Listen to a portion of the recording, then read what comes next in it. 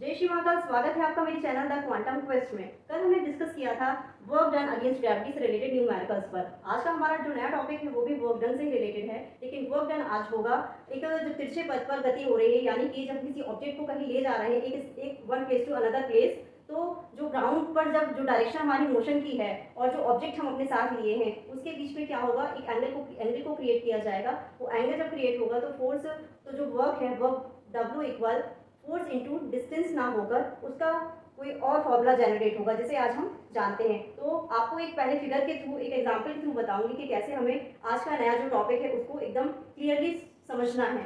तो मान लीजिए एक टॉय कार है जिसे एक बॉय एक धागे के सहारे अपनी तरफ खींच रहा है, आगे की तरफ बढ़ रहा है, और जो डायरेक्शन ऑफ मोशन है वो इस कार की डायरेक्शन में यहाँ एक एक्स पॉइंट पर मान लीजिए पहुँचता है, और जो हमारा ये धागा है, स्ट्रिंग है, इसका ये जो पॉइंट है ये मान लीजिए ए पॉइंट है, ए पर पहुंचता है। तो जो डायरेक्शन ऑफ मोशन है और डायरेक्शन ऑफ फोर्स है, इनके बीच में क्या हो रहा है, एक एंगल क्रिएट हो रहा है theta.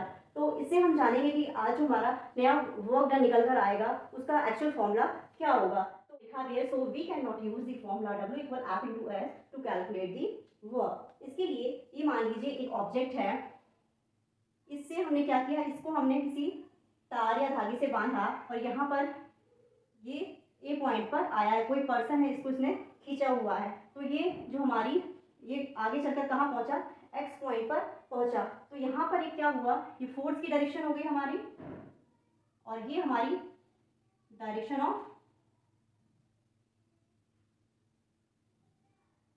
Motion.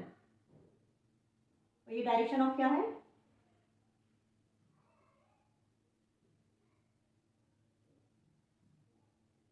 Force.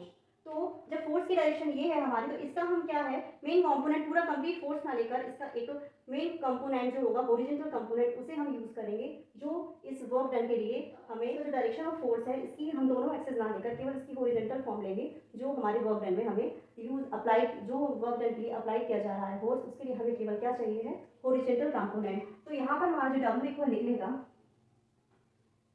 F into S ना होकर हॉरिजॉन्टल कंपोनेंट जब इसका हम निकालेंगे तो वो होगा F cos theta into distance s। So this is the work done by a force acting obliquely.